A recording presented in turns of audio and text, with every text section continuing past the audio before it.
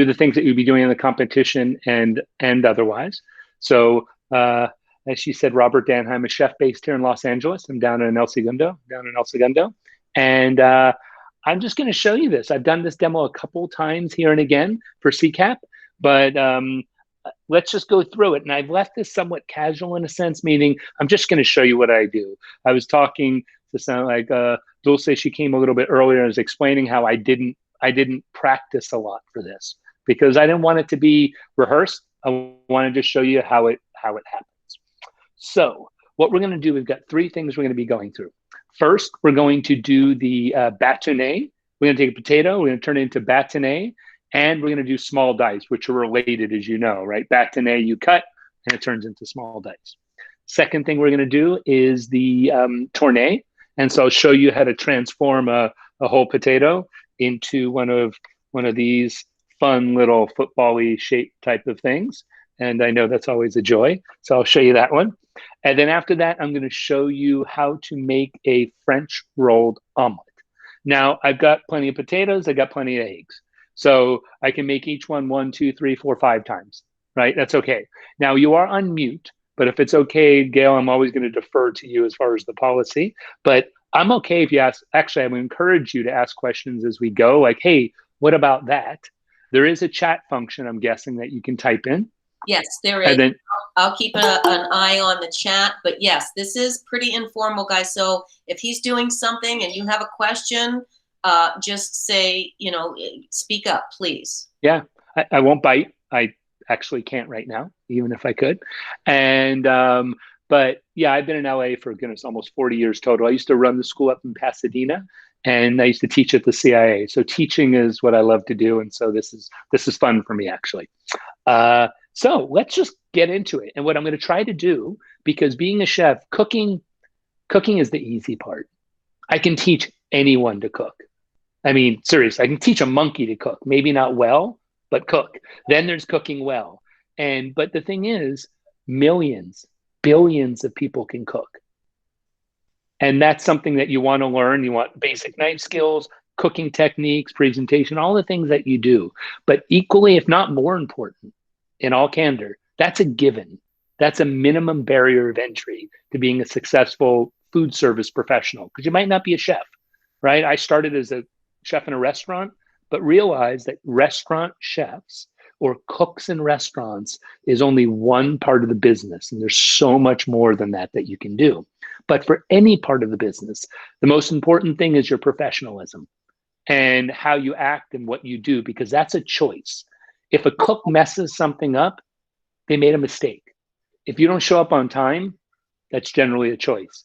If you're not, dressed well, that's a choice. If you don't do your work, that's a choice. So to me, professionalism is what you can choose. And fortunately, if you're just above average, you'll rise above everyone else, because most people just kind of do what they need to, the minimum. So today, what I'll weave into this is not just the technique, but hopefully some presentation and different skills that you need. So I'm going to look there occasionally. And then, as she said, we have these 2 cameras. So why don't we start? Are there any questions as we go? You can always just make a note. And then, Gail, I'll let you moderate them. Okay, so I don't have to keep looking, but if there's questions, say it. If there's some points, I want some feedback, I'll let you know. Right. First of all, sanitation. Anything that we do goes inside somebody's body. Think about that, like a doctor. So sanitation is really important, right? Especially in a professional food service environment in the United States.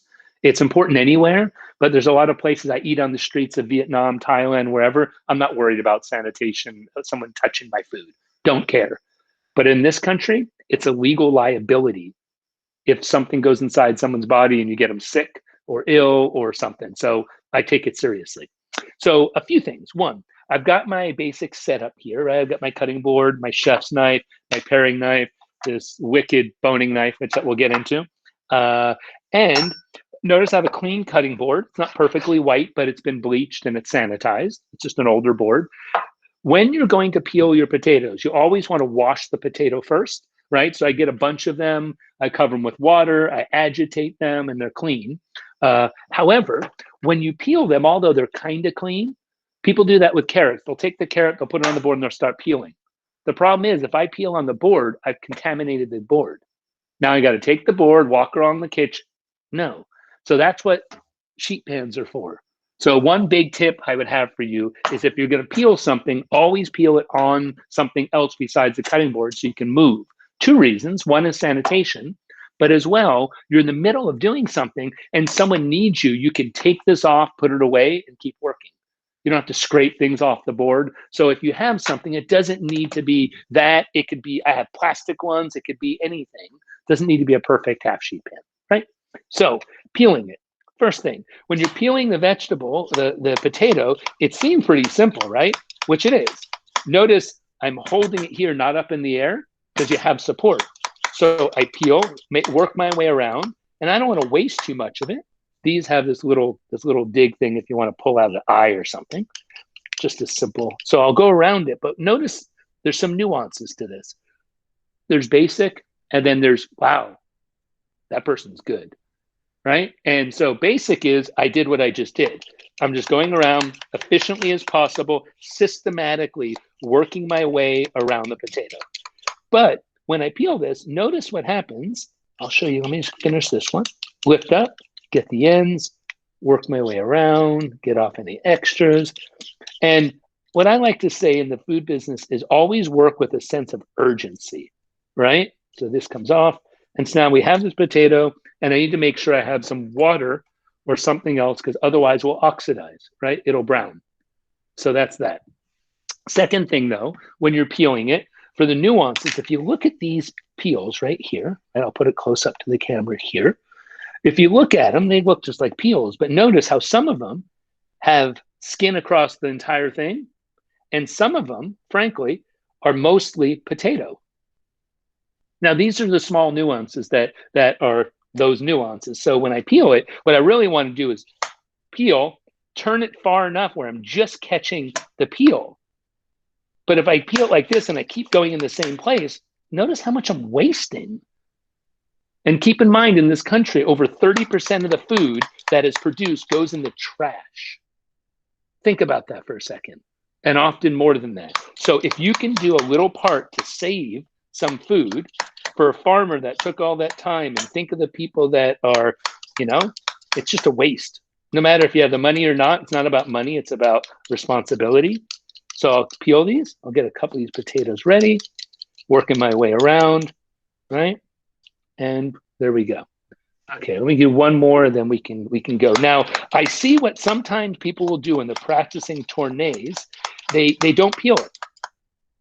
Tell me why am I peeling it? If I'm just going to be cutting trim, why bother? Anyone?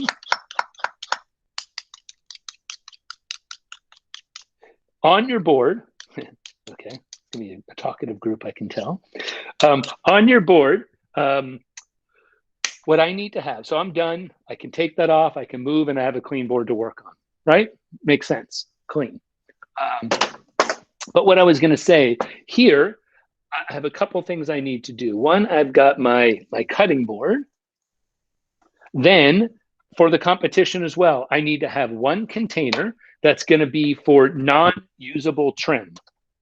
Non-usable trim are these skins, although technically I could fry them and do something with them. It's usually not used. So I have non-usable trim. And then I'm gonna have another one for usable trim, meaning the ends, etc. So that one I wanna put water in. And then I want one more of them, right? One more of them for the actual cuts themselves. Actually, I'll do it in a more shallow one. So you're gonna have the item that you're cutting. You're gonna have one for non-usable trim, which is trash, essentially, or compost. I have one for the trim and one for that is my done cuts, right? Makes sense. So now let me show you what we're gonna do to dice this. And it looks like I missed a little bit on here. So I might cut this off a little bit, right? Okay.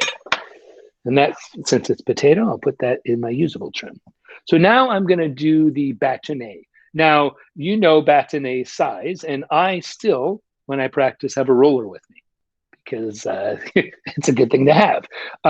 And you wanna go about 1/4 of an inch by 1/4 of an inch. Now, what I have here, I have a couple just to save time, I don't wanna waste your time.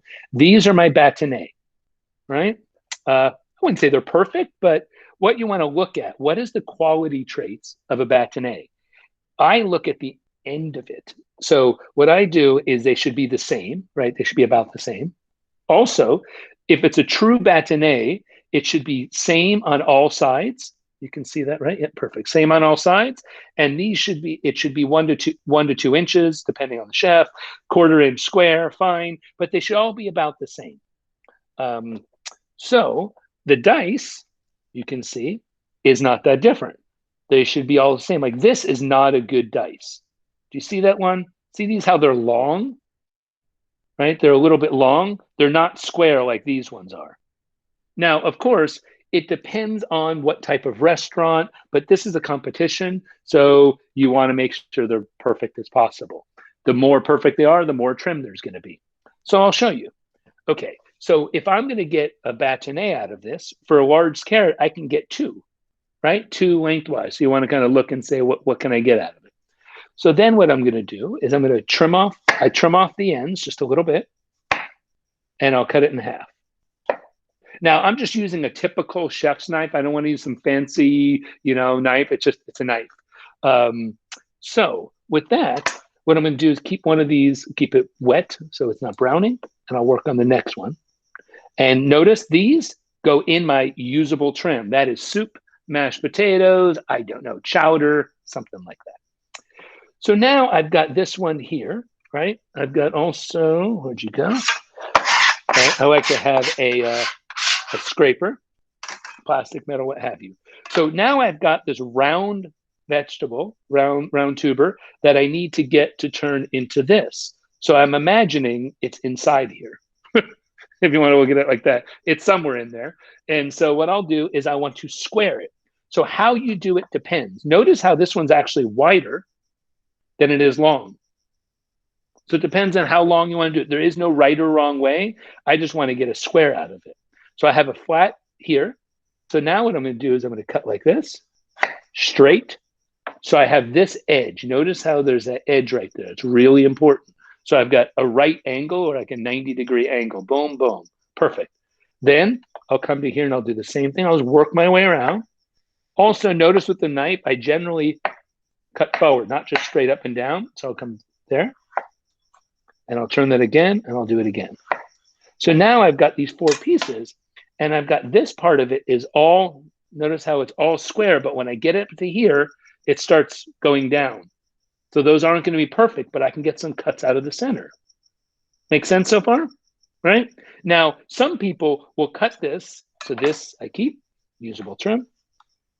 Some people will cut into a perfect square. But what I find, this is just a style, this isn't a right or wrong way like a lot of cooking, is here I have the perfect side. I keep this on the end because then I have something to hold on to. If I already trimmed it, what would I hold on to? I'd get less yield. And I'll show you this twice, and so you'll know what I mean. So I take the perfect side. Now, the first cut is critical. It's a quarter of an inch. So take your time and keep it organized. Trust me on this. So I'll take my knife. I'll start towards the front.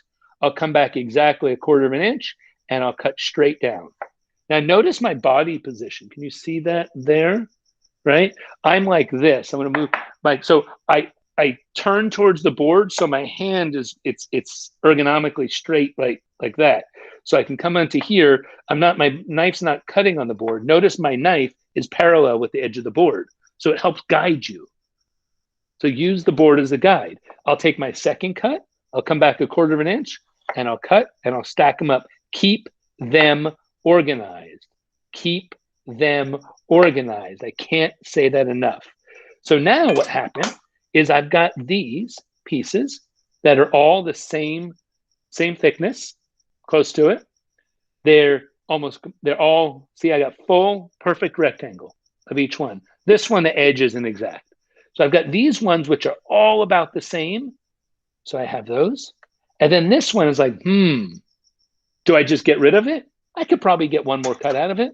So I'll come down and I'll do that. And I might be able to get some. So this one, not usable, goes there. So then I'll stack these up. Notice what I'm doing.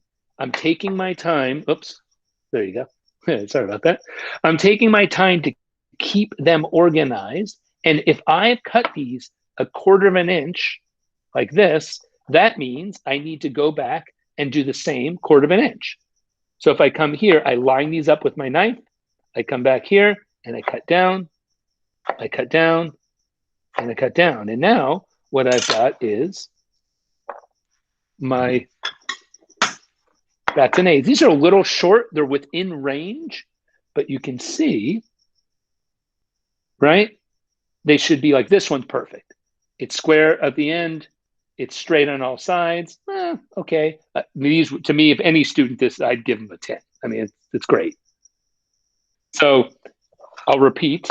I'll keep going with this here. I'll take these and I'll cut and I'll cut. And sometimes now I can't, right here, I can't get 2 out of this. So I just cut back and I just trim a little bit off. If they start to slide, do one at a time. That's okay. I'll take this, come down, turn, boom. So now I've got those and I've got my bâtonnet as such. Not rocket science, as they say. So what I've got, but notice this, from that one potato, I have all this. You want to try to get as much, let me drain this so you can see how much is actually in here. I mean, that's a fair amount of potato. So a lot of restaurants don't cut to this. They'll actually say, hey, I want it diced. For this competition, you want perfect bâtonnet. But some people, depending on the style of restaurant, you may take this and go like this and say, hey, it's close enough. It doesn't need to be perfect. I don't need the edge all the same. For the competition, you want them square at the end, square, same size. This is knife skill test, right? So I'll take those. This one I won't use. These I will. So long story short, I've taken the potato, I peeled it, I put the trim here. Second, I've taken my usable trim and put it in some water, keeping that so we can use it for something else. And third, I've got my cut already done. So the yield is these 3 things. Yeah, you can see this on the top. These 3 things, 1, 2, 3, all good. Now, for small dice, it's just so you can see where we're going with this. If a bâtonnet is 1/4 by 1/4 by 1 to 2, a dice is 1/4 by 1/4 by 1/4. So really, you're making bâtonnet, and then you take the bâtonnet. Make sure you can see that. And you're taking bâtonnet, and then I just go and I do the same thing. I come in exactly 1/4 of an inch, and I cut, and I cut. Oops, don't cut one that you already cut. And here, and then I get rid of these ends, and now I've got my dice. Right? It's pretty straightforward, but trust me on this. Keep it organized from the beginning. Otherwise, it's just a mess. So it takes a little bit more time, but certainly it's faster. So let me show you that one more time. Okay, so I've taken 1/2 of a potato. If there's any questions, you stop me and I can hear you, okay? So we have this here. I'm going to square this up. Last time I squared it like this because it laid flat. Like this, now it's wobbling. See what's more comfortable. But notice what I'm doing. I think you can see me here. I'm actually leaning over the board and looking from the top so I can see that I'm cutting straight and my knife is parallel with the board, with the edge of it. So I come down, I cut, I cut, I cut, and I cut. Those. Then I take these, I cut. I have those. Stack those up. I could do 4, but I could do 2. Really depends. And then I'll come down again. You can see this time I'm trying to go a little faster. Put that aside. Boom. And so, let's see how I did on that one. Same type of thing. So that's bâtonnet. Straight. That's it. So let's do a dice. Questions, guys? Does anybody have questions? This is your time. This is your time, and you have exclusive time with chefs. So please, if you have any people pay big money for this. I'm just saying. And you guys know when I say, and I put in the chat, if you can pin chef's cutting board. Do you know what that Is this means? close enough, or should I lower it a little bit? Like, is this angle? Is this Is it better to angle for everybody? maybe like come down a little bit Is that and better, lift guys? it? I think it's a little closer. That might be better. Well, let's test that on this next one, okay? Yeah, it looks good. I Good. think it'll be a little bit better. So let's try. So now for the dice, it's really no different. Let me just take the, so I'll show you if I have a full one here. I'm like, okay, now I'm going to do small dice. Well, this is important. If small dice is longer, why would I cut this in half? Could I make longer strips? Right? It would be more efficient, wouldn't it be? If I have longer strips, I can keep cutting them. But it's hard sometimes when you have a really long, so shorter might be easier for you, but let's try it. I'll cut off the end. I'll cut off the end, and then I'll square one side. So not different, where I want to get here. I'll cut in a little further. So I've got this angle on it, right, where it's going to be a right angle. So I'll come down now. And yeah, that's a little better. It is closer, right? So I'll cut, but notice how much more difficult it is for me to cut all the way through all of that and try to keep it straight. Like that can come off. And so now I've got this again. Don't keep going until these angles are right, because if you have a problem now, it's only going to get worse, right? If it's slightly off, every time you cut it, it's going to get worse and worse and worse. So take your time to get these angles proper. So then I'll take this, again, I go in 1/4 of an inch. And if you need to, when you're practicing, it's okay to take this and go, okay, wait, okay, that's 1/4 inch, good. So I'll come down here, and now this is where it gets a little bit more difficult when they're longer planks, but you can imagine for smaller dice, notice how I cut, I keep it organized. I cut, and notice, remember how I said earlier, I didn't cut this. And that's just a nuance, but I tell you, it'll get you a much better yield, because notice how I have something to grip onto, right? Right here, I have something to grip onto. But if I would have trimmed this earlier, like I said, most chefs will teach you, well, now where do I hold? There's nowhere to hold. So now I'm like, okay, maybe I can get one more. And then this last one, it's going to be dangerous. It's like, it's almost thick, and I like my hands.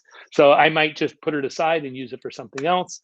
And yes, this has some of these things in it, but I think for the competition, I would agree. Gail, I'm guessing you would say, just keep cutting. We're not looking at the quality of the potato. Why waste the potato? For the competition, it's okay if they're slightly discolored. Correct? Agreed. As long Okay. as long as they keep them in the water and they're not browning. So, if you've Right. got flaws in the potato, that's fine, but make sure you're keeping what you're presenting in the water so it stays nice and white. So you can see now I've got long slabs to deal with, right? And I'll do 2 at a time, I think. And I'll line these up. Notice how my finger's back like this. I'm pushing it up against the blade to get it so the 2 are the same. I'm not doing this though. Don't do that. Those are knife. Turn the knife down and do that, or either way. But for today, I'll put this, I'll line it up, and then I'll cut. I'll go a nice long strip, and a long strip. Stack those up. Notice I line them up, right? So now you get a clean, sharp, and I come back. Okay, bâtonnet is 1 to 2 inches, right? I think 1.5 to 2 is what the spec is. And here, don't do this when you're in a restaurant. If you go in there and do this and you go, really? Like, really? Do a few at a time, right? You don't need to do 20. You don't need to stack them too high, but you certainly don't want to do 1 at a time. So I'll keep these organized.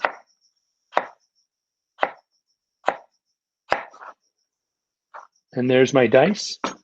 And I've got my other ones here. And in it goes. Looks like I'm going to make some clam chowder or something. I don't know.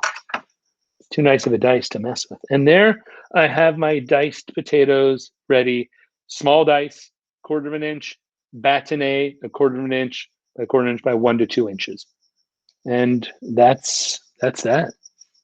I'd say we keep going, and then we can always revisit some things if people don't have any questions, right? Yes, questions. Come on, guys. Yeah. Come on now. Diana, you asked how long a bâtonnet is, so half an inch to 2 inches. Okay. Is it can be as short as a half an inch or one inch? No. It's usually quarter by quarter by 2. By 2. Okay, yeah. So 2 is what we're looking for. I was looking at something else. I'm sorry. So go a little bit longer than this. If for 2 is this big. Let's get a reality check here, folks. If 2 inches is like this. Then I've got a question. Are you allowed to use a ruler in competition? No. You should not use a ruler while you're filming yourself or taking your pictures. No. And yes. One of the things that I learned when I was learning these cuts was, figure out something on your finger and so knuckle to knuckle that's about 2 inches. Use that as your gauge during competition, right? Measure your. So this would be a better representation of 2 inches. This one you can tell is too wide, so I might trim it again. Get rid of that. And there we go. These need to go in water because they're starting to brown. Don't want to waste those potatoes. And that's where we're at. So there's our long, fully 2 inch bâtonnet. Is that going to be required 2 inches or 1.5 to 2, or what's kind of the? We're going to say 2 inches, Chef. Okay. So then you're only going to be able to you're not going to be able to get 2 of them out of a potato. You're only going to be able to get 1 out of the middle. Is everyone clear on that? Right? Just to make sure. So I probably should have demonstrated that way, but it's the same exact technique. Okay, I'm going to move on to tourne, I suppose, which I know is the big show you've all been waiting for.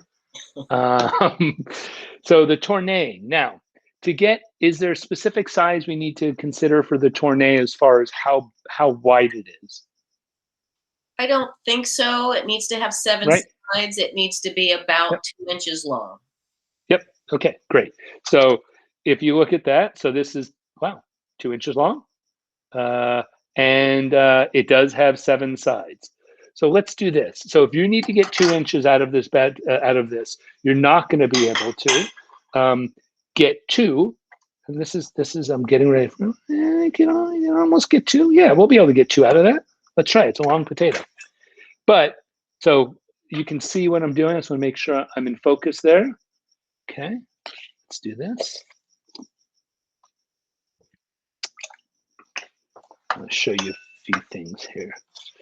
Okay, you're good. So for tourneing is very different. I'm just going to trim off the end slightly because we're trying to get 2 inch tourne. I'm going to cut this in half. Now, the reality is there's no way to get 4 out of this size potato. It's going to be really hard to get in because notice it comes down here. For the bigger potato, you can get 4. That's just reality. So what I will do is, I guess I just have to show you how to deal with getting 2 out of it. And to get 2, I guess we can just go straight from here. That might be a little awkward. Is that too low? Okay, hold on a second. Let me bring this up a touch. Sorry, there we go. Make sure you can see what I'm doing here. There we are. That's okay there, right? There we go. Okay, so what I wanted to show you is what does a tourne look like? A tourne looks like this, right? As silly as that may be. Now, there's a few things to consider. If you look at a tourne itself, where we go? Here it goes. If you look at the tourne, there we go, that it's got these what I call facets, like a diamond has edges to it, right? It has a facet. One here should have 7 of these things going around it. Now, if they're, and I believe it or not, I'm going to draw on this for a second. If Chef, these are the same, yes. Chef, can you? Yeah, just thank you. The distance, notice it's more narrow at the end than it is in the center. Important to note. Second is theoretically, these should all be the same distance from here to here. Because if they're the same distance, it will form itself as it goes around. Right? You get it. You drive, you turn a little bit, you're going to make a circle. It's pretty straightforward.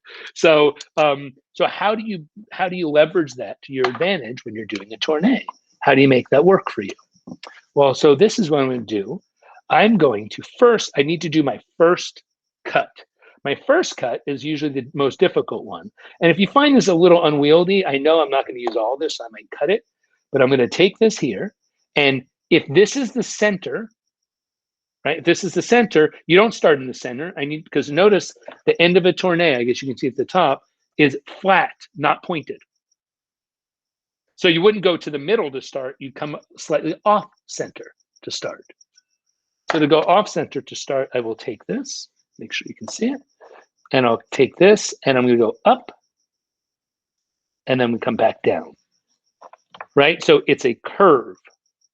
Let me see if you can see that. It's so weird. Oh, there, right? It's got this curve, it's going like that. Oh, that's better, so there's contrast. So that's my first top of it, and then that's going to be somewhere. It's like, okay, that looks about right. So now the next one, if I did this and cut like that, my next one I'm going to go right, just not to the center, but slightly off center. And now I'm going to cut this one. Now the angle of the knife is going to be in, not straight up, inward. I'm going to take this, I'll go like this. So now what I've got is I've got this right here. This one perfect, let me see, there. See how it's a peak?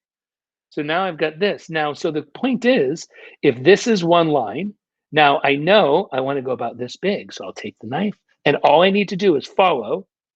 I'm going to draw this, sorry. Don't do this in your competition, obviously. So I'm going to take this, and I want it to be like this. This is a class. Don't do this at home. So it's like that, right? So you can see where I'm going. So now what I'm going to do is I'm going to take that, and I'll cut this like this. Following that line, coming down. So now I have my first perfect facet. If I keep doing that, going around it, and I just go boom, and this is about the same length, and I do it again,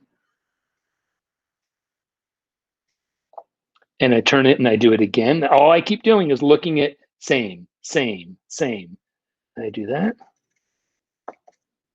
and I turn it again, and I do it. Yep, you can see it. Now I'm doing something. See how narrow this is on this side? It's a little fatter on this side. That's inaccurate. So I could wait till I get around, or I can say, you know what, that's not quite right. Let me come back and let me trace and then start cutting. Follow it, then start cutting and just trim that off. Trace it, then start cutting. So I'm just making it so it's now going to be about the same. So I went 1, 2, 3, 4, 5. Here. Am I still in the blade? Yep, still see. So now I come around, and you keep doing this until it forms itself. There we go. Now I need to see how this one, I've got 1, 2, 3, 4, 5, 6, 7. So I just need to go up and just make sure this one is a little bigger. Trim this one to make sure it's clean. Trim this one to make sure it's clean. Trim this one to make sure it's clean. So I'm just cleaning it up, right? And making sure they're all about the same. Boom, boom, boom. So now what I've got is 7 sides around it. And you can see 1, 2, 3, 4, 5. And this one's a little off, but that is essentially the tourne. I'm going to do this several times for you. When you're doing this cut, about how much pressure do you want to apply? Or like as little, actually not much. What I'm doing, that's a great question. It's just more of the motion, correct? Yeah, what I'm doing is, and it's interesting you say that, is what I'm doing is I'm actually cutting, and I'm turning the potato as well. Now you want to be careful that you don't cut yourself on this. Yeah. This little point, the tang, right? You want to make sure that you don't push this into your finger. I mean, it's a knife, right? So yeah, so I'm kind of turning the knife with it. I'm turning the potato, so I go like this, and I'm like, okay, let me turn the potato as much as the knife. Chef, Donald had been saying that he has to actually hold that knife really a lot differently than he does. If you could show the kids kind of. Yeah, notice how I'm choking up on it so I don't cut myself. And here, by the way, is it required they use a specific knife? No. Here's just a $6 paring knife. Yeah. Okay, this is not a fancy knife. Right. And so why don't I just continue with that? No, Robert, really? Did you just do that yourself? Okay, so I'll come with. And I want the students to know that if you are, I know that most of you have been practicing with a regular paring knife, and if you are more comfortable using a paring knife and you've practiced, by all means use your paring knife. I know some of you, your teachers have given you your bird's beak, and if you're comfortable with it and you're practicing with it, fantastic. If you don't want to use that because it's uncomfortable for you, there's no requirement for you to use that knife for the competition. Thank you. So now you can see again, right? It's not perfectly round, and that's okay, right? I mean, let's be realistic here. But you can see how the important thing is there's sharp edges between each facet. So they come up to a point and make something. And again, so now does that make sense? If you make these all the same, it kind of forms itself because it's going to pull yourself around. The only thing is how wide it is. If you go too wide, well, then the circle is going to be too big. If they're too narrow, it's going to be really small. The only way to do this is practice, right? I mean, that's the whole point. But I'm just trying to show you kind of a systematic approach to get that and that. So let's do a few more of them because I need the practice as well. So, guys, it's Lori again. So that bird's beak, like he says, has that very sharp thingy on there. Now, you can also have a regular bird's beak that doesn't have that sharp thingy on there, but it's still curved. Yep. Yeah, and the curving is helpful, but here, let's see how helpful. So let's do this again. Take my normal, take this, cut it in half, cut it in half. Let's go with just old school regular knife for this. And Chef, can you talk to the point of you know, maybe it's not the most perfect tourne, but uniformity? Yeah, well, yeah. I mean, you look at these ones that I've done so far. These were just today, and as I said, I'm not an expert in tourneing by any stretch of the imagination. But if you look at them, right, they're all about the same size because they have to cook the same, right? I mean, it's just a practical, they're potatoes. You don't eat them raw often. And so you need to cook them. So they're about the same. The ends are cut, right? They're square, and you can see it's tapered on both sides, right? It's tapered. This is probably my best one. Tapered on both sides, all the way around. And so you want to make them, and the smoothness is important. And that only comes from, okay. And now notice I have a flat side here, right? I've got one flat side. My personal opinion is I start with that as the first one because I can't, that's the maximum. I can't go any further than that. So I start like this, work my way up and work my way back down. So that's my first cut. Then I'll come here. You see? Yep. There's that. Then I'm going to go a little bit deeper. There we go. That one's a little too wide that fast, and I know it is. I'll come here, and then I'll cut that. And then I'll cut that. Notice this thumb is on the edge of this, right? So that's how I like to do it. There's a lot of right ways to do this, as long as they come out evenly. Oh, I had to go back and get that. Notice how it wasn't perfect, so I stopped and I fixed it. Come like this. There we go. This one. So I went around this twice, right? I went around the first time, got the basic cuts, and I'm going through the second time and cleaning it up. If I was good, I would do it in one time, but I'm not. But there, now you can see, right? They're all somewhat curved, like that. I'll just keep doing a few of them so you can see the rhythm of it. Yep, I'm listening. So for the potato, you know how the potato's kind of round at the ends? So like when you cut it in half, one end is kind of ready for the tip of the tourne, but the other end is like thicker. So you have to cut more into it. Well said. Yes, you do. It's, they call it in right. So right, you could see is what you're saying is right. This side's fatter. This side's already kind of pointed. So you're right. You're going to cut more into here as you go through it. Good point. Chef, would you hold that down and show us? It was too high. Thank you. Sure. Yeah. How do you make it turn? Because I'm having trouble cutting more at the end where it's needed. Yeah, on this side. Yeah. On the fat side, you're saying the middle side, you're saying you have more challenges, correct? No, the bottom side. So like the potato is like round at the top, so it kind of already has one tip, but the bottom is flat, so I need to make that one close. Well, you actually, just to make sure I don't misunderstand, the end should be flat. Yeah, but they're like going in like a football. Like the edges of the football are going in. So really, I mean, I guess it's more of a vision of I start here and then I come back. No matter, I'm not worried about how big is here. All I'm doing is looking at the middle. So I've got that curve, and all I need to focus on is this to make there, that to there. So I'll just come back. I don't know. It does. I don't feel like I'm answering a question, but I don't know if I understand it. Looking at Anyone help me? Just kind of like going in. Yeah, it's really giving a good solid turn on it. Right? Working my way here.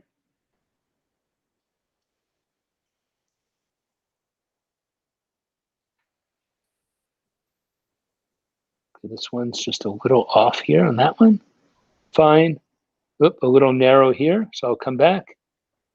Notice I'm not gouging it. I kind of follow, and then I reach in. I follow, and like this one, I can see is not quite right there. So I'll start here, and I'll come down, and then I'll catch it, and I'll trim it. Right, to give it that. So now I've got the end on this side, and there's nothing wrong with taking and going, okay, now that one, boom, this one. But you definitely want it to be elliptical, narrow, fat in the middle. Should not be straight barrel. And Gail and the team, is there anything else? You've seen this being demoed a ton. Any other tips that you have? This is Lisa. The one thing I've heard from a lot of chefs, and I'm not good at this, but I've tried to get the motion by taking an egg and running the knife over the egg to get that. I think, Dulce, was that you asking the question about how do I get in? Yeah. So it's sort of, I think if you follow the egg, it gives you that in feel.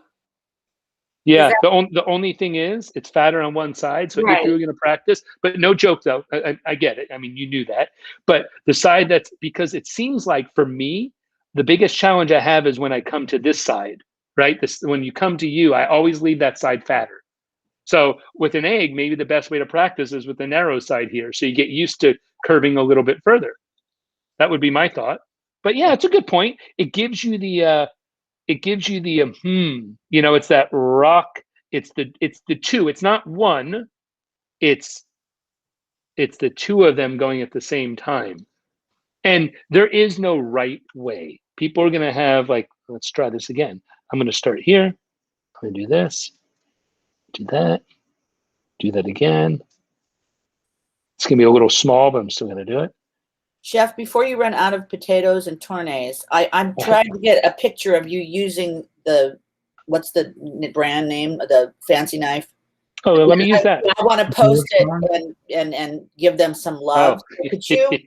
Yeah, of course. And everybody smile. Everybody has a terrible look on their face. So just pretend you're having a good time for a minute.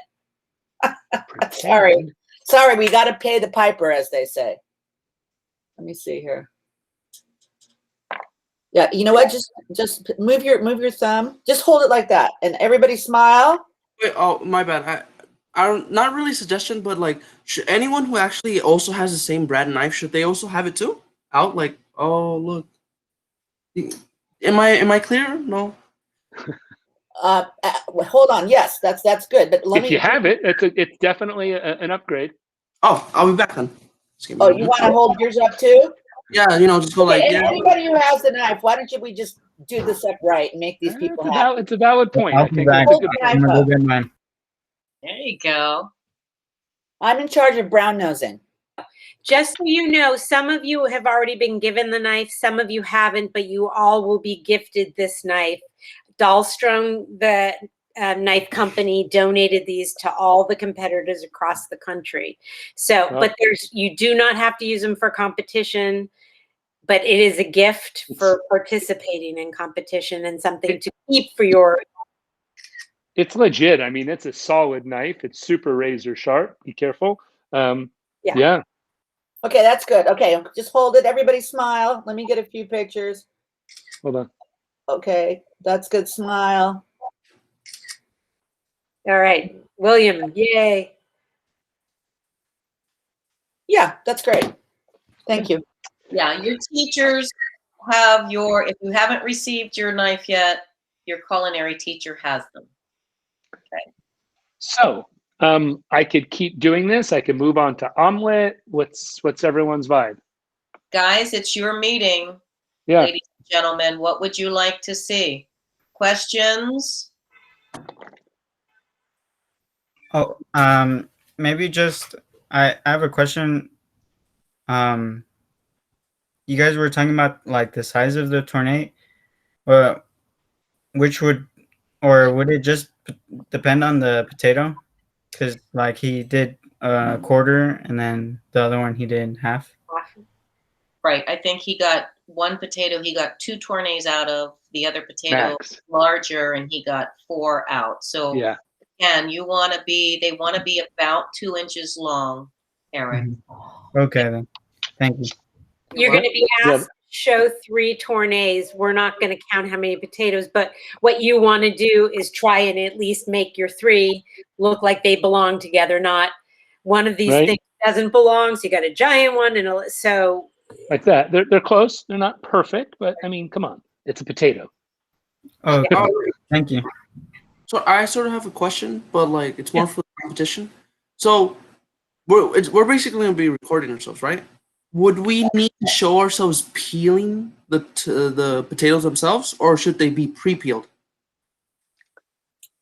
They should be clean. I think that I don't have the rubric in It's front of me. I don't think we're requiring them to show you peeling it because we trust you can peel it. Yeah. The reality is times have changed. And so what we're going to be doing is you're going to be using an app to record what you're doing, and we're trying to make it as simple as possible yet as thorough. So you're not going to have to document every single thing. We're just going to trust you like you peeled the potato. Right. Oh, I see. Okay. Yeah, Thanks. and you're going to get all these instructions in the very near future. But basically, you'll take yourself so that you can see that you're dressed properly. If you have kitchen shoes, great. If you don't, you're going to want to make sure you have closed-toe shoes on. Yep. I'm going to ask you to take a picture of your your board and that you're all ready to go. We're going to ask you to take pictures of your bâtonnet and your small dice and your tournées. And then we're going to ask you to show your for your omelet and then your plating for your omelet. So it'll be very clear on the instructions that you get. You're not going to have to film the entire session that you're working, but there will be key places where you'll take a short video. Okay, does that make sense? And things like with your omelet, maybe you need to do it 2 or 3 times. Okay, and each time you record that, it's going to save, and then you pick the one you want to submit. Okay, it'll be very clear. Okay, does that make sense? Yep. Thanks for the clarification. Clarification. You're welcome. I think in the directions it does say something about just like Chef did. He had a nice bowl of just the clean scrap and then also the waste, just to show so the chefs can look at it and see that you understand that. That's part of being ready for the industry, not cross-contaminating and all that. So that will be one of the things, but you'll just lay it out neatly. So the good thing is you saw how Chef did it, how neat it looked, and you'll do something just like that. And we'll even have a demo with the app. So it'll be like we'll do a demo of what it is. All right. Okay. Boom, boom, boom, boom. Okay. Any other questions, guys? Any other questions about knife cuts, tournées, dices, bâtonnets? You can always pull the cutting board out again after we do the omelet if necessary. Okay. All right. Thank you, Chef. Of course. Pleasure. Okay, well now we get to make an omelet or 2 or 3 or 4. Got all my prep here. Okay, a few things. So let me make sure you can see. I think in this case, we're going to go a little higher this time so you can see inside the pan, right? I think that'll probably be a better approach. There we go. Yep. Okay. So folks, let's talk eggs. Now, kind of interesting, for the last 2 years in my consultancy, one of my biggest clients is the American Egg Board. So I know more about eggs than you can imagine. Any questions on eggs or breakfast cookery? I taught breakfast cookery at the CIA for 7 months. I've cooked a lot of eggs. So I'm going to show you the way, kind of just a typical, traditional way of making a French omelet. One of the ways. There's like 3 kind of standards. This is the most common way that's taught anywhere in the world. And so let's first review what you need as far as equipment, right? A non-stick pan, right? 6 or 8 inch.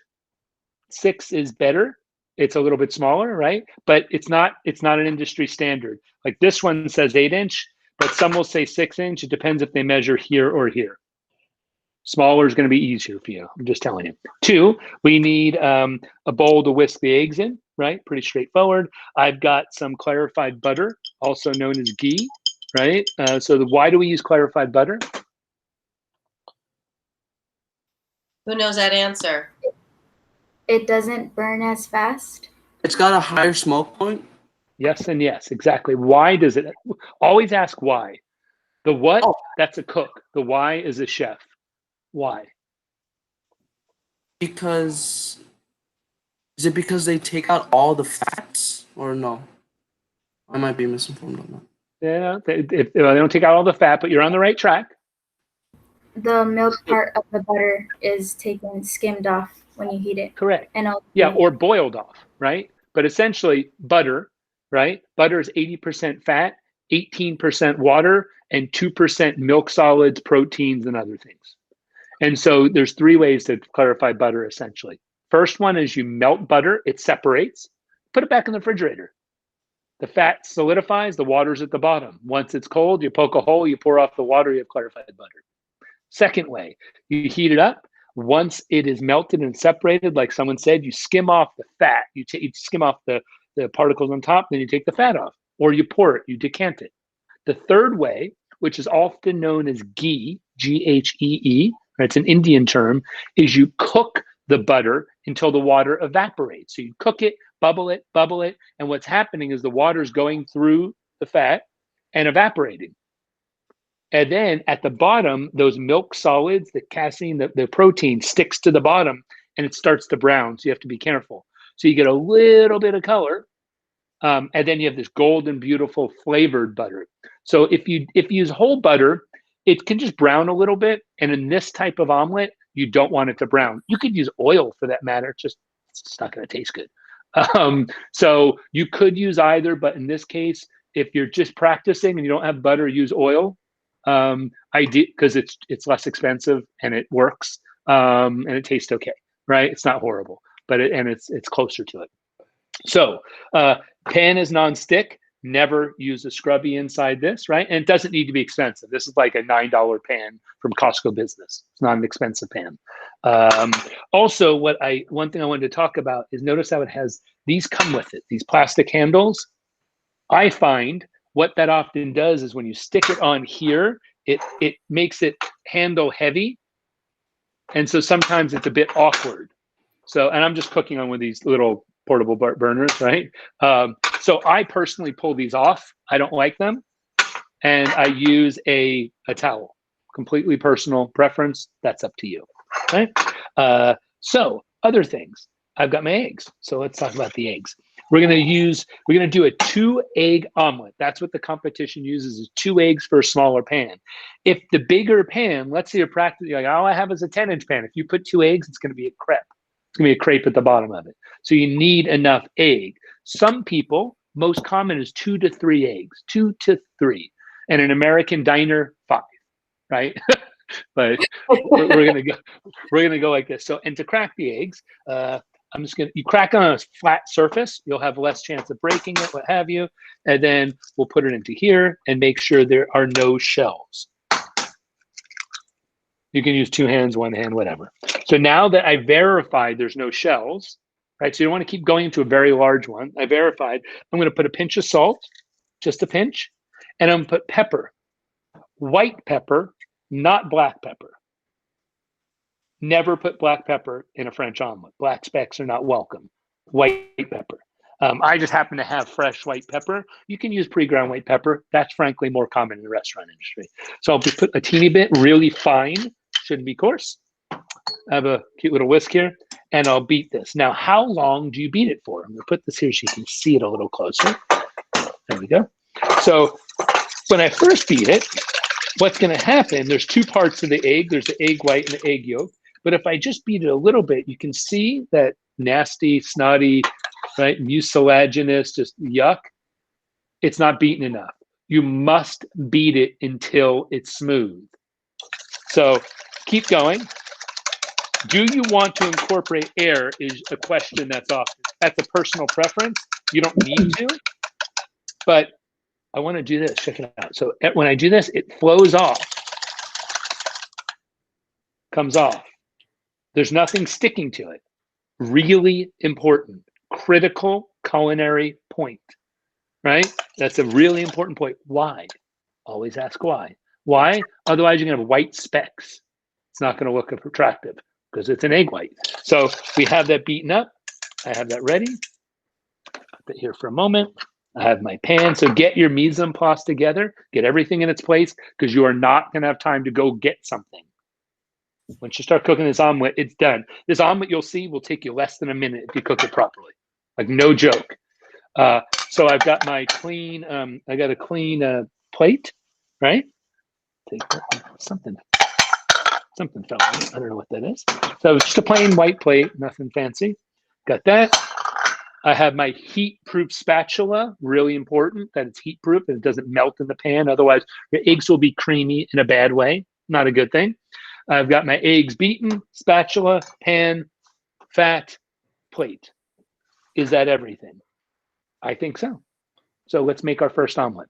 The first one, I'm going to shut up and just make it. Okay, I'm just going to make it. Then I'm going to do it step by step and tell you what's happening. Now, I made a video for CCAP on this. Actually, there's an entire course online for Ruby that's eggs, and you even have access to it.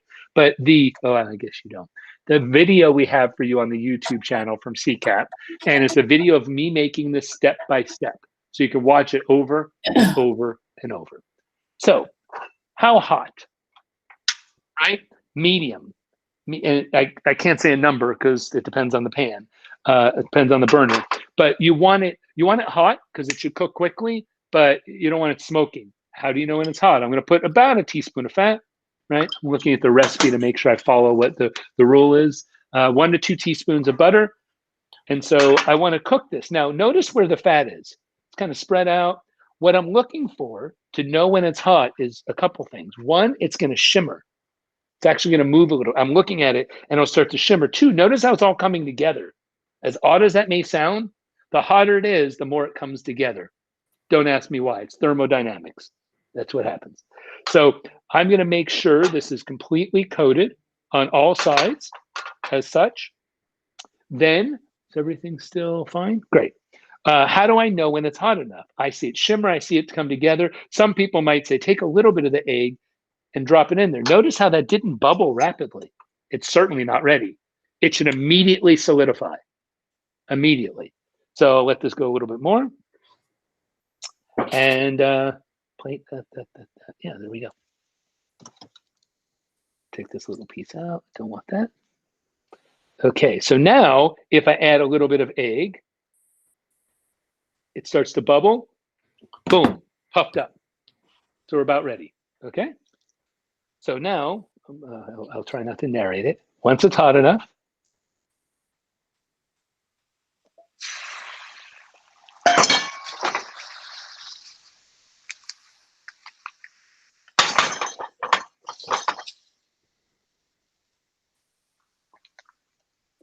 stop.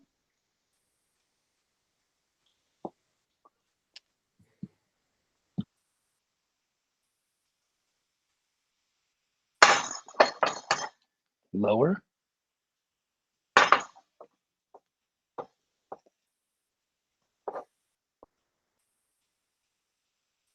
Right? This, I can hit, it'll come down, or I could take this, I can do that. But what I want is this over the edge. Boom, boom, boom. Take this.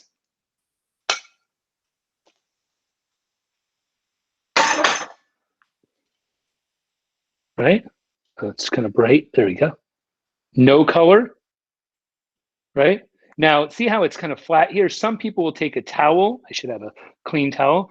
And they'll put this in. But that, notice it's set.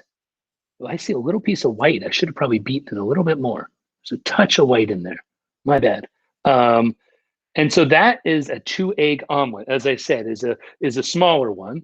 Now let me make another one and narrate what's happening step by step. Questions first.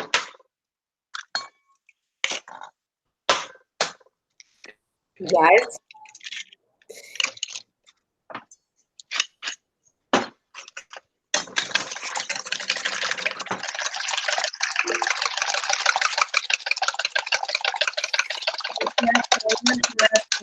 Runny in the middle. What's that? Diane is asking, was it runny in the middle? Can we talk No, about but it's creamy. Mm-hmm. Okay, great question. That's a fair question. Oh goodness, it kills me. I don't want to cut on my plate because that's just sacrilegious. That's just a bad thing. I'll take a unique knife here and cut this. So Diane says it's hard to see, but when she makes it, they end up being runny in the middle. Yeah, it should be creamy but not runny. And I'll show you what I mean. I'm going to show you it should be creamy but not runny. It's probably a good definition of that. So let me show you what I mean, and let me tell you what you want to do at each step of this. So eggs are beaten thoroughly, critical part. Heating up the pan. Now remember, soft, small, creamy curds, soft, small, creamy curds, soft, small, creamy curds. Repeat that to yourself over and over and over when you're making this. Soft, small, creamy curds. So I'll put at least a teaspoon, it'll be easier, right? Get a new spatula that's clean.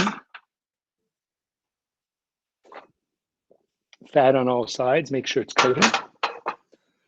So what I'm gonna do is I will be adding my eggs. Notice how I shake the pan and I shake the spatula. Shake the pan and the spatula, both of them. Let me move this over a little bit. See a little bit better, correct? Is that a better view? There we go. Yes? Okay. So what I'll be doing is I'll be shaking the pan and shaking that. And once it's creamy scrambled eggs, I stop, I spread it, I clean the edges, and then notice what I'm doing. Notice where my pan is. I turn it like this, and I switch my hand like that. Right? So I'm like this. It's not how you would cook. I mean, how do I cook like that? It's really awkward. So you start like this, and then you flip like this to get it out of the pan because you want to turn it out like that. So let's do that again. I'll make several of these, not a problem. So heat on, fat's all coming together. Check if it's hot. Yeah, in it goes. Soft, small, creamy curd, soft, small, creamy curd, soft, small, creamy curd. Scrape the side. Soft, small, creamy curds. I'm shaking as much as I can, back and forth. Notice it's starting to come together. It's starting to come together. It's starting to come together. It's creamy. Stop. Stop. Spread it. Clean the edges. Right? So I'm cleaning the edges so I have a straight edge as much as I can. And I'm spreading it out so it's even, very light. Notice how I take this and I tilt it down. Not like this, like that. So it comes across. And now I'm going on a lower heat. Notice how I hold this. Slightly lower heat. And I turn it. I put it up on an angle. And then I start to roll this off. Right? So now I have that. Tuck it in there. And then I want to slide this down so it comes down. You can push. See how it slides there? Yep, you can see that. Perfect. And notice how it's all over the lip. Now, there's two ways to do it. One, kind of old school, is like this, and I'll show you a different way on the next one. So I'll take this, I catch this on the edge, and then I roll it over without touching the plate much, and it comes out, right? Move this and I'll burn myself. A second, or my phone. So there, you asked about it being runny. You saw how creamy it was when I stopped, didn't you? See, on the inside, it's creamy, but it's not wet. It's not soaking wet. It still has some moistness to it, but it's not. Questions, comments from the team that's seen these thousands of times as well? Can you get a few more eggs while you're, if you have any questions? I have a question. Has anybody out there practiced the omelet? If you have practiced the omelet, take yourself off of speakerphone and tell some problems that you've had. Because this is the time to find out from the expert, the egg expert. I have a question. Go ahead, Michelle. You go first. One of the problems I have was easily like overcooking it a lot, like being it get brown on the edges, and I just leave it on the pan for too long. But simple fix for that is to lower the burner, to like a medium instead of a high, and then make sure you're stirring a lot while you're cooking it. Right. And did you see how someone timed me on this next one? How long did that take to cook? What, 45 seconds? And I don't know. It shouldn't take more than a minute. Yeah, every time I've done it, when I work with folks like yourselves for CCAP, people are there for 5 minutes. They're just freaked out. Like, no, you need it to cook. Also, if it's hot, then it puffs a little bit and it's a better texture to it. But notice when I stop, it's still liquid, soft, small, creamy curds. And then there's carryover cooking. One, even if I took it out of the hot pan, it would keep cooking. Second, it's in a hot pan. So it's going to keep cooking. So on it goes. Eric had a question too. Eric, did you have? Yeah, Eric. Sorry about that. Let's hear it. Oh yeah.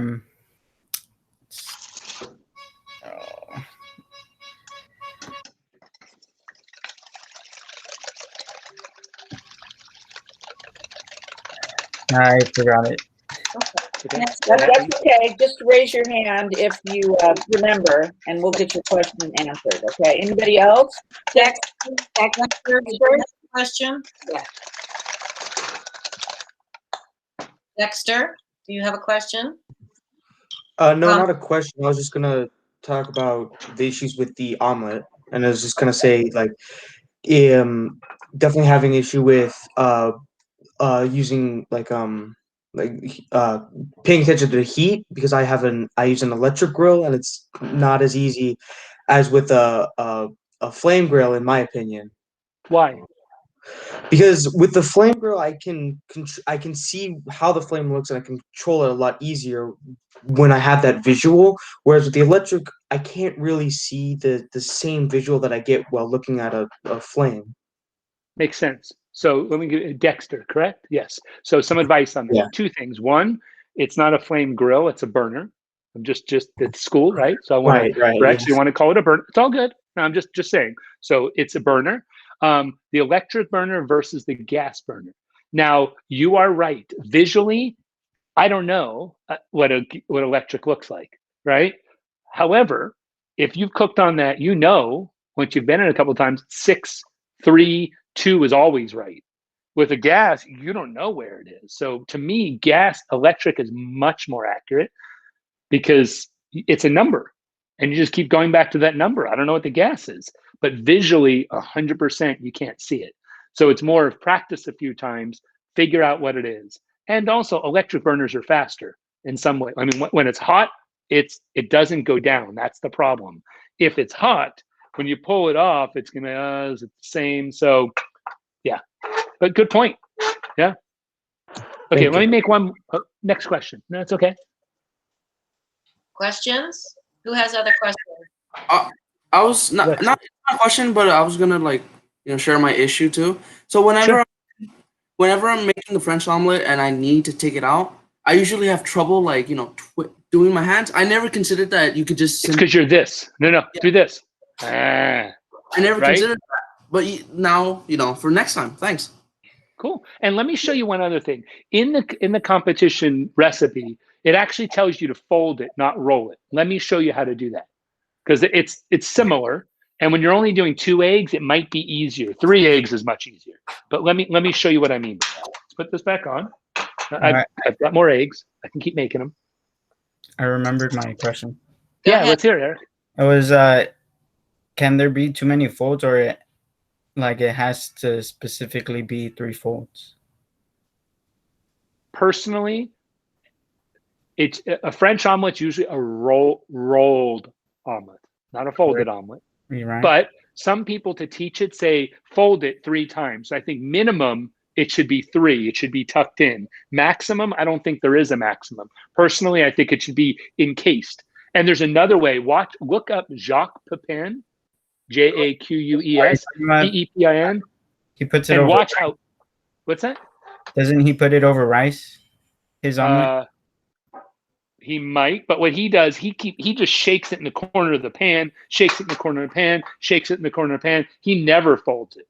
It's a different way of making an omelet. It's really difficult, frankly. Yeah, I think I know who you're talking about, but I just don't know who. Then there's the Japanese omelet. What you're thinking is where they keep doing that, and then when they put it on top of the rice, and then they cut it, and it goes whoop, right? Isn't that bad? That's super cool. Yeah, super neat. Okay, let's make our omelet. Let's see if it's hot enough. Ooh, it's hot. You heard that? All right, so I'm going to leave it off the burner for a second. I don't want it to be too hot, because then you're not going to have enough time, especially with an 8-inch pan with 2 eggs. It'll cook in a moment. So this is clean. That's hot. And let me get a better plate, because that's not clean enough. Yeah. I have a couple plates, as you can see. Okay, let's do this. Jeff, I'm going to time you, so. Yeah, please. Okay, I'm going to do this time. I'm going to do the 3. I'm going to do the fold. So here, soft, small, creamy curd. Soft, small, creamy curd. Soft, small, creamy curd. Soft, small. Notice it's starting to come together. It's still wet. They're creamy. Stop. Spread. Notice when I stop, then I put the spatula down, and I come across, and I clean up the edges, like such, right? So it's like, boom, make sure it's even. Now, back on the burner, lower heat. You do not want this brown, a browned omelet to burnt omelet. I think it might be, there we go. Yeah, I got too hot. Let me show you. So that's 1. And then some people say, take this and fold it like that, right? I'm not a fan of this, as you can tell. And then you would just take this folded omelet and flip it out, I guess. But that, I'm good. Hey, I'm glad I didn't do it right. The pan was too hot. Look at it. And that was like 50 seconds. Yeah, and notice it's not burnt, but it's brown, which is not what an omelet is with French cooking. American, 100%. Thai omelet, it's practically deep fried. The French didn't invent it, but their style is, right? That is not, this would get you a failing grade at the competition. Correct? Or it would be not, it wouldn't be desirable, let's say. It's not ideal. It wouldn't be a perfect score. Yeah. So let's do that again. So what did I say? I said, oh, my pan's too hot. I should have listened to myself and switched or cooled or done something different, because obviously it cooked too quick. Now notice how fast, I'm going to rinse this, how fast that solidified once I added the egg. If I didn't have my spatula, if I didn't have something ready, I would have been in trouble. Okay, so let's do that one more time. So I think we have a little bit of an advantage cooking from home this year, because you know, it's your burner. Practice on the burner that you're going to be using. So learn how to control that heat. You know, Dexter, for you, learn how to determine on your electric stove what's the best temperature.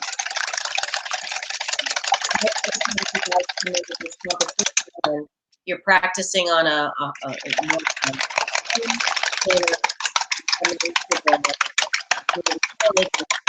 industrial burner. So especially with 2 eggs with a small, because then the burner is coming up the side. It's a nightmare. Yeah, it's actually not good. So yeah, you're right. That's a good point. Home is going to be easier for sure. So smooth, right? It's coming up. Fine. That's ready. It's out of the way. Plate's ready. Burner on. Notice I didn't put the burner on before I beat the eggs because I learned my lesson on the last one. Any from the CCAP team, fold versus roll. Does it matter or? I don't think it really matters. I think it needs to be that nice, sort of football edge, a little tape at the ends. Yep. Smooth, no color, and that when you guys are tasting it, you're honest about what the creamy, that sort of thing. We'll cut it in half to show us a picture, but that's kind of it. Mm-hmm. Okay, see how the fat's coming together. Again, is it hot? It should bubble. Those aren't bubbling. Once it's, oh, there it goes. Starts to puff up. Watch, I'm going to be under heat this time because now I'm all scared about it. Okay, again, soft, small, creamy curds. Shaking. This one you can tell it's a little cooler. It's not as instantly doing it, but it might give you a little bit more. But notice I'm going around systematically, around the outside, in the middle, scrape it down. Okay. Soft, small, creamy. There, right? Stop. Because if you do it too much and they're dry, it won't fill the gaps. Think about that for a second. If it's dry, it won't fill the gaps. So push down the sides, right? Careful that it's not browning. This one's a little moist in the center, but by the time it gets on the plate, it's going to be fine. So now what I'm going to do is tilt it. So then the gravity is what helps it go like that. Notice how gravity is going to help roll it. Makes sense, doesn't it? Right? And I'll come down here. If I need to, I went a little lighter on fat. I can kind of loosen. You can still see that, right? I can loosen up like this. I can slide it down if I need to. I mean, just do what feels right to get to this point where this is here. Then I take that. And what I like to do is just roll it off, personally. Beautiful. Right? So it's, oops, careful, the burner's on. So it should be slightly narrow. And what I was showing you, this is a clean towel. What some chefs will do is take a towel and do this. And then lift it up. And some chefs will even brush it with butter. Butter. Right? So it has a little shine to it and so on. But regardless, let me bring... That was 1minute and 28 seconds. There we go. And that was on way too low of a heat, but still worked. So again, if I cut this, I lift it up. Notice if I squeeze it, it's not running out, but it is creamy, right? There's still some creaminess on it, but it's not leaking out, and it's not going to weep. There shouldn't be. Here's one other thing. Notice the color of this egg, right? This egg is deep yellow. This one is white. When it cooks, it gets lighter. So one indication of when it's done is when it transforms from a yellow, deep yellow to a lighter yellow. Then you know it's cooked. You don't want it to be dark yellow. Of course, that depends on the yolk, right? Is it a yolk that's deep colored? And how is the yolk that color? It's based on their feed. Some eggs that are deep in color, they actually give it marigold petals, flower petals in their feed. And that's why they have a deep yellow color, just flowers. So what else? We're at 5:34. Questions, anybody? Would you garnish with anything or just like that? For this? Yes, not for this, Eric. just to, Okay. Yeah, it's good. It's a good question, Eric. You want to make sure it's as nice as possible. Yeah. What we're judging is smooth, right? Creamy, and rolled, right? And if I open it up, you can still see. Sorry, I'm just using my finger. It's in my house. It's still a little creamy, but soft, small, creamy curds. Okay. That is the key. Thank you. Of course. Lori, is Donald checking up on me? Hello, chef. Nice to see you. The omelet didn't look like this, I promise. I just opened it up. It didn't explode. Watch your other demos. You do a great job with that. It's not easy. Not easy being green. I'm telling you what, you know. So, students, if you go to our CCAP Los Angeles Instagram and you click on the little TV icon, there's tons of demos in there for you, including the omelet demo by Chef Danhi, if you need a refresher. yes. I just love eggs. Wow. And think about it, folks. As I said, you know, teaching a cook, I mean, cook is one thing. But if you think about the egg is the most functional ingredient on the planet next to water. Now, what do I mean by that? Think about a recipe. Here, there's not much function. It comes together and I have an egg. I have an omelet, right? But what if you want to make a souffle? You take egg whites, you beat them. When you cook it, they expand, they set, it provides structure. What if you want to make a custard? You want to make a creme brulee, you want to make a pot de creme. You add eggs, when you cook it, it solidifies it. What if you want to do fried chicken? Well, you coat it with eggs and then you bread it and then you fry it. What if you want to make a mayonnaise? What makes a mayonnaise emulsified? The egg yolk, the lecithin. What if you want to, there's no other ingredient on the planet when you think about it that functions like an egg, that is required to make every cuisine anywhere in the world, right? It has a function, not just a flavor.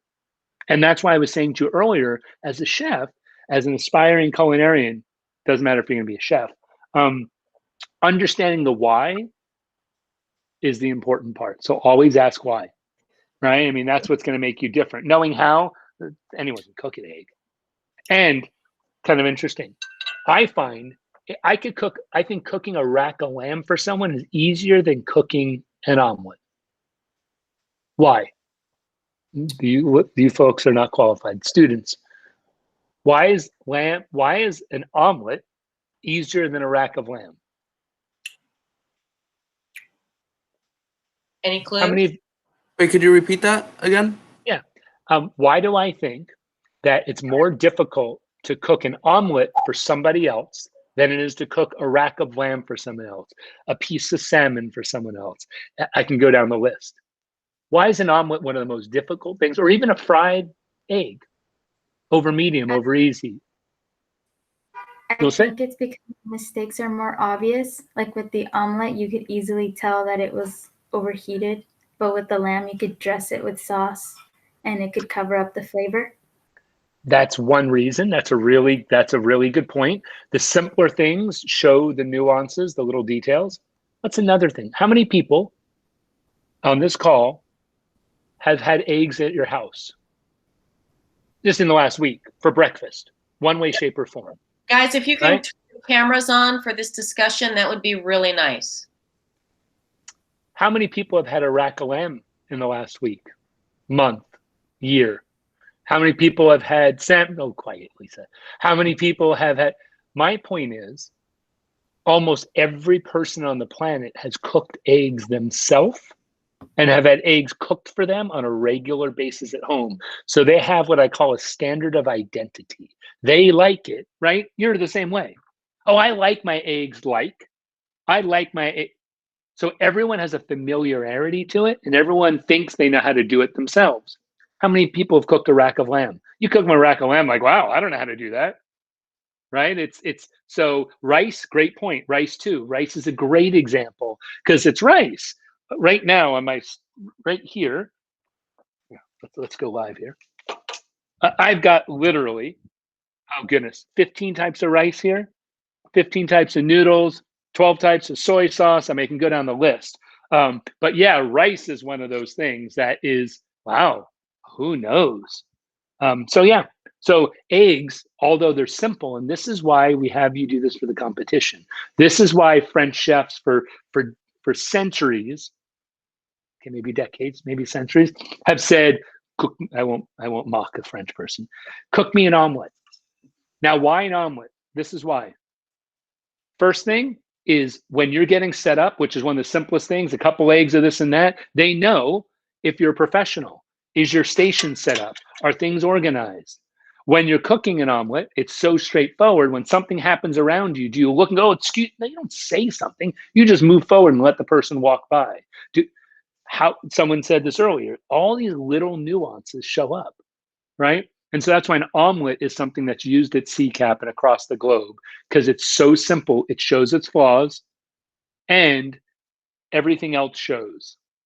That's why we do an omelet, even though it's not like some grand cuisine. If you can't make an omelet, what can you do? ¿Qué más? Or what more? Sorry, I'm in a kitchen, I think, in Spanish sometimes. What else, guys? Anybody have anything else for Chef Danhi? Comments? Do you want me to cut anything again? Anything else? I can always set the board back up. No? Well, I don't know. You ladies are the boss, just like my wife. No, The boss. that was fantastic. Thank you. Yeah. You know, I think it might be fun, Chef, if you talked a little bit more about Vietnam and that area of the world.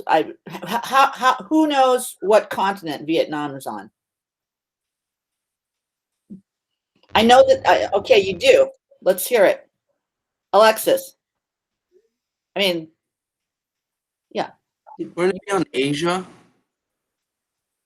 right? It's an Asian country. Yes, yes, sir. Very good. Now, I know that this is not a cooking class, but we also want you to be well-rounded and have general knowledge. So let's just let Robert talk for just a couple minutes.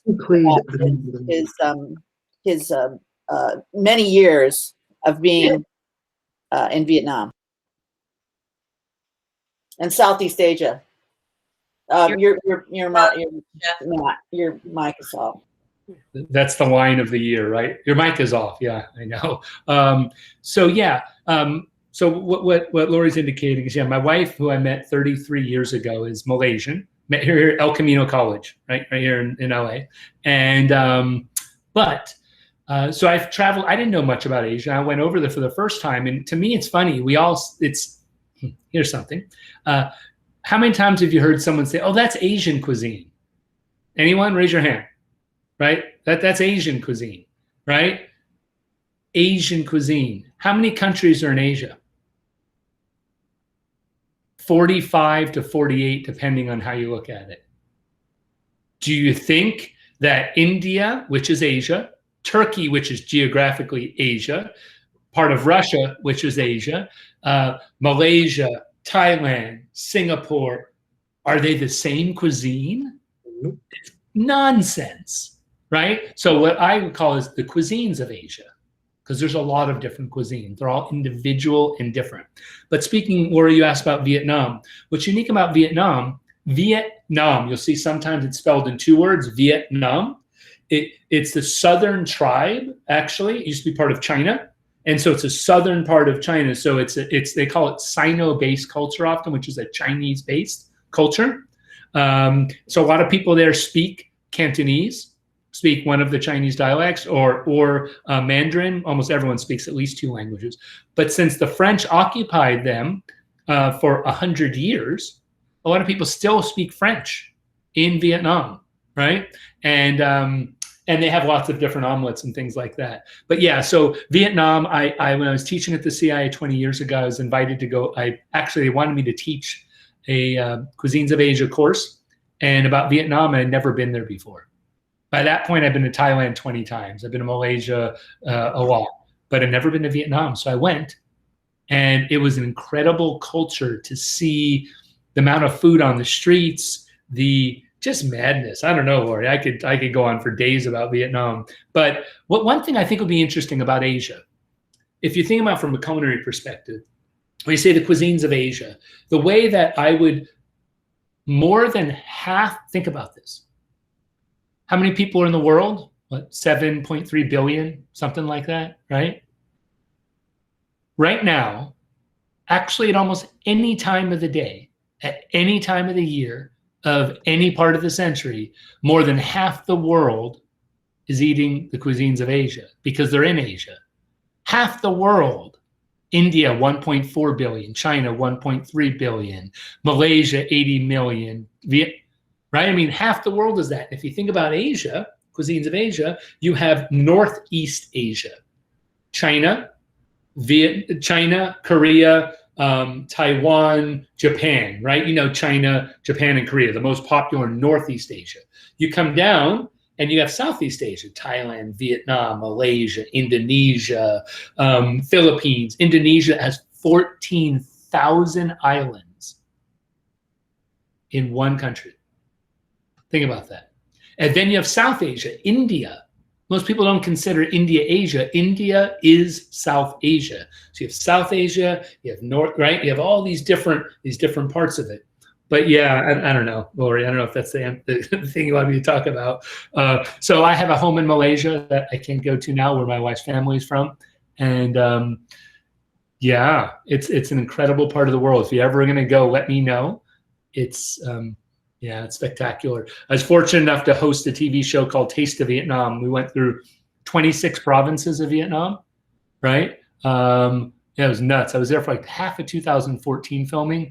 And to me, the most rewarding part with it was being in the villages, helping people harvest rice, pulling sea urchins out of the water. And next time you eat rice, and you take one bowl of rice, like this, how many times, I'm guilty of it, I don't want that, and it goes in the trash.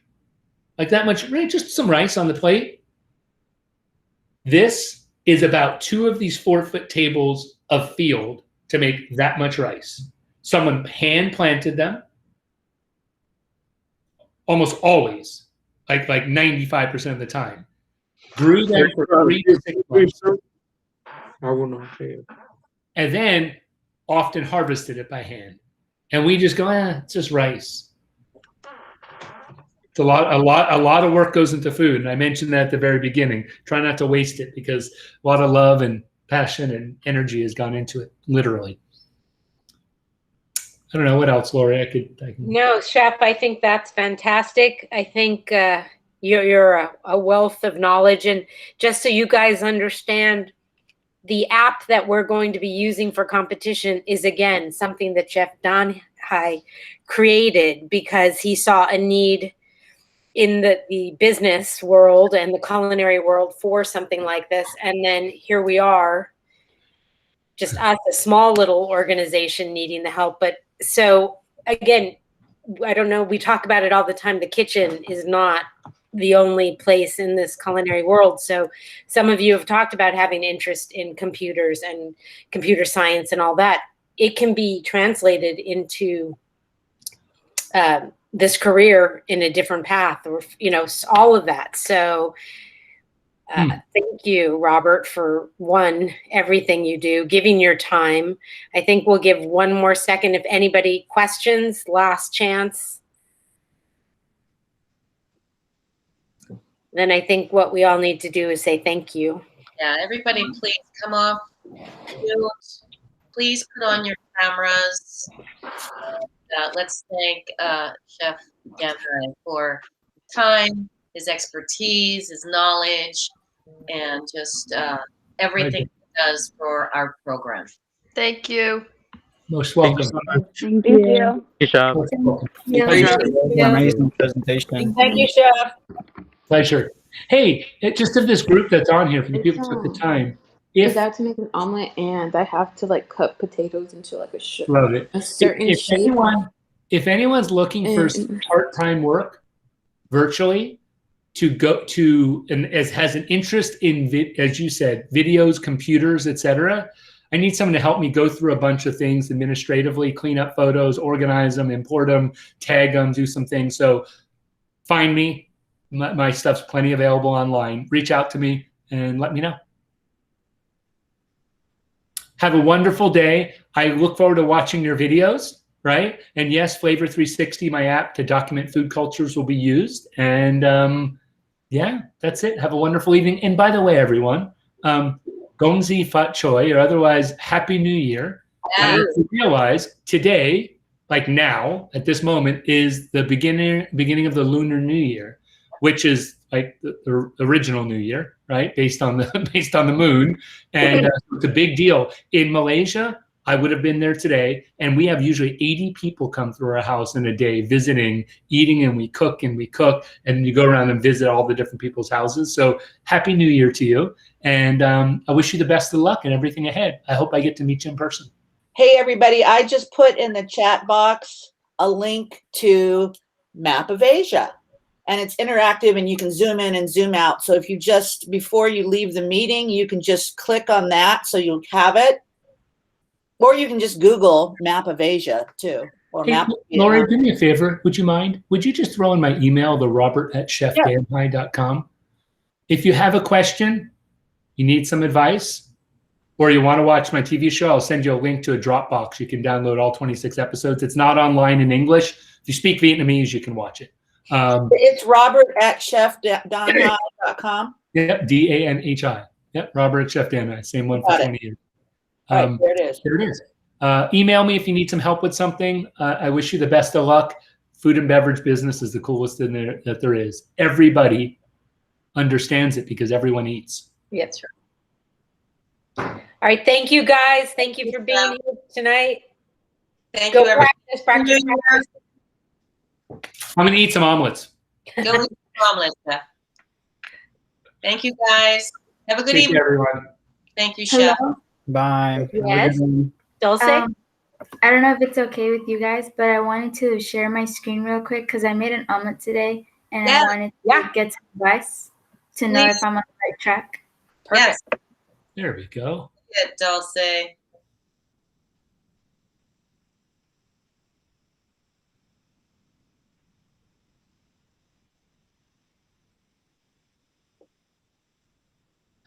Anticipation is building. Oh my goodness. I'm I'm waiting for the drum roll. Got my stations. Talking about professionals. See, it's the present now down in the bottom right-hand corner, Dulce. Is it sharing right now? No. It says it's sharing. Try it again. You want to say present now?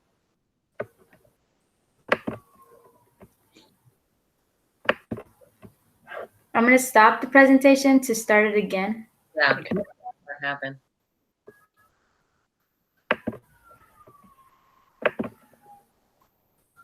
Is it asking you which screen to share? You usually have to hit a second button. Yeah, it asked me and I chose it, and then it said you're presenting. It's coming. Now. Here we go. Here we go. Here we go. Can you see it? Your camera's off. It does no. Do you have it in front of? Do you have the? Why don't you just hold it up in front of your face? Yeah. I ate it. Oh, it's a picture. It doesn't ask you what that was awesome. Fantastic. I know. I hate it. He's like, what are you thinking? It's not asking what window you want to share. Yeah, it did ask me and I chose it, but right now it says I'm presenting and I'm trying to stop presenting to try it again. Okay. I'm going to try it again. Yeah, try it again. I'm going to have to go, but bye, everyone. Okay, Alexis. Take care. Be well. Wow, what a mess. Oh, yo. Make a mess. Can you see it now? You know what? I want to show you the picture on my phone. Okay, Andrew, text it to you. Can email it to or email it to me, and I'll print it out. Let's see. Oh, see. I'm trying to like get the lighting to not. Oh boy. Yeah. Do I need to cover the lighting or not?